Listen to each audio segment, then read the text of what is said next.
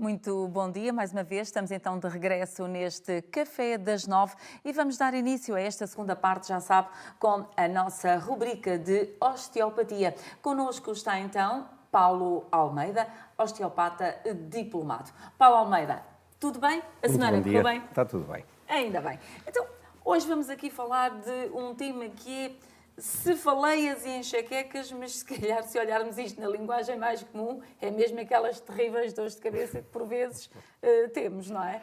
É verdade, as cefaleias são precisamente a designação que se dá às dores de cabeça. As dores de cabeça, elas podem se dividir em dois grupos, digamos assim. As cefaleias secundárias, em que têm, digamos assim, um fator predisponente, um fator patológico.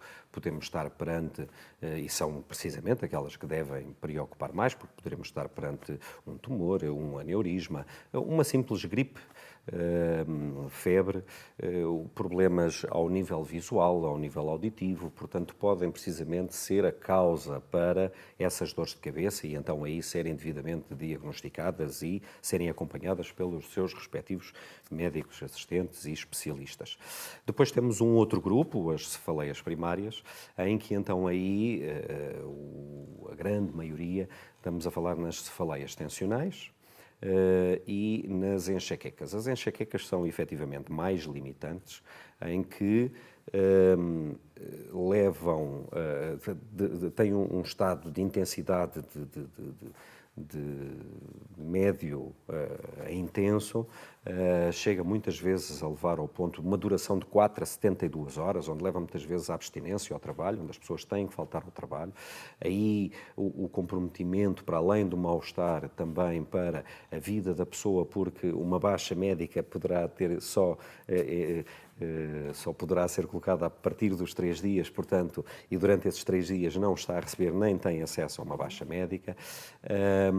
Pode provocar auras, perturbações da visão, muitas vezes ter até que ficar num quarto escuro, sem intensidade de luz, que tudo isso possa provocar precisamente agravamento.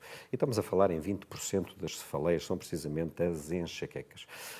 As cefaleias tensionais têm uma origem de tensão, ou seja, não apanha só um lado, não chega a ter um comprometimento tão grande como as enxaquecas, que muitas vezes leva até a náuseas e má disposição, e até muitas vezes chegam até a vomitar.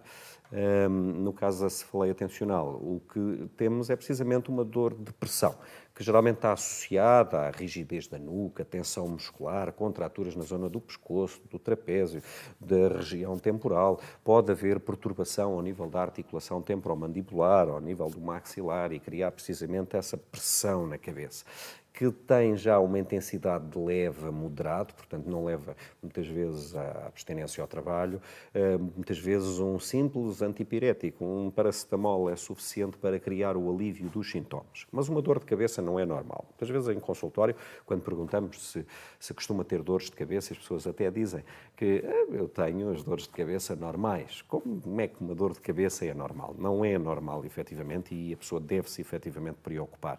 Temos dores de cabeça menstruais ou pré-menstruais, portanto, que não são por si normais, portanto, pode estar a haver aqui um comprometimento do ponto de vista hormonal, portanto, e que desenvolva precisamente esse tipo de problemática. Muitas vezes, quando já não há resposta aos anti-inflamatórios, analgésicos, portanto, são prescritos muitas vezes até ergotaminas, portanto, em que são vasoconstritores, portanto, para anular a vasodilatação que possa estar a provocar essas cefaleias, mas quando provoca vasoconstrição ao nível das artérias e veias da cabeça, também o vai fazer ao nível das coronárias, portanto, do coração. Portanto, logo a pessoa não se deve automedicar, porque pode ter, efetivamente, deve-se fazer acompanhar do seu médico. Em osteopatia, nós temos uma abordagem muito eficaz, principalmente nas cefaleias tensionais, onde é trabalhado não só a parte muscular e articular, mas também toda a estrutura neural, principalmente ao nível craniano. Até 1929 as dores de cabeça defendia-se que tinham origem abdominal. Depois, em 1929, inventou-se um equipamento que se chama eletroencefalograma, e a partir daí as dores de cabeça deixaram de ser noutro local que não seja efetivamente na cabeça. Há alguma preocupação também com uma pequena percentagem da farmacodependência, em que a pessoa toma medicamento para aliviar a dor de cabeça ou a cefaleia, e se não toma um medicamento, tem uma cefaleia. Se tem uma cefaleia, toma um medicamento. Então, quer dizer que entra-se num ciclo vicioso. E esse ciclo vicioso já não nos podemos preocupar só com a dor de cabeça, mas sim com a toxicidade, ou seja... Depois as coisas ficam camufladas, não é? Exatamente, portanto, se há uma dor, o medicamento simplesmente vai camuflar precisamente a dor de cabeça. E depois pode-se entrar no tal ciclo vicioso, em que se entra num estado de dependência e que aí já é necessário trabalhar outras regiões, precisamente para facilitar a drenagem do fígado e a drenagem corporal de todo esse químico ao qual a pessoa se vai precisamente tornando dependente. Não é? Muito bem, já percebemos que uma dor de cabeça, então, não é nada normal, é porque algo não está bem. Contudo, se isso acontecer de vez em quando, podemos facilitar ou nem por isso? São as cefaleias infrequentes, portanto, não são todos os dias. Lá está, pode acontecer em determinados períodos, acompanhado, por exemplo, de um período menstrual. Pode acontecer em situações em que eu fiquei deitado no sofá durante algum período, numa posição incómoda e que realmente provocou essas tensões. Essas são aquelas que são, efetivamente, não são generalizadas, portanto, e acontecem pontualmente, mas que estão precisamente identificadas. Agora, quando todos os meses eu tenho uma ou duas dores de cabeça, em que muitas vezes até me deito com dor de cabeça e acordo com dor de cabeça, portanto, uma alteração postural pode levar a uma cefaleia. Portanto, quando há uma hiperlordose, em que há um deslocamento do eixo de gravidade do corpo e a cabeça vai acompanhar precisamente o apoio, o eixo de gravidade do corpo vai aplicar tensão. E essas tensões devem ser eliminadas porque vão provocar naturalmente dores de cabeça.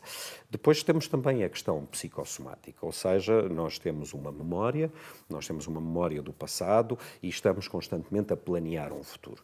Muitas vezes circunstâncias traumáticas da nossa vida em que se podem manifestar precisamente com uma dor de cabeça. Aí já não temos propriamente a preocupação com uma origem ou com o estímulo ou com a causa, mas sim com a modulação da dor, ou seja, acaba por haver precisamente este processo em que, quando eu vou estar sujeito a determinado stress, se vai manifestar essa dor de cabeça, porque o corpo vai reagir desta forma, através da vasodilatação, através de um processo de defesa do corpo e que pode desembocar este tipo de dores. Portanto, e aí ser importante termos essa sensibilidade, não só do ponto de vista sintomático, mas também saber do ponto de vista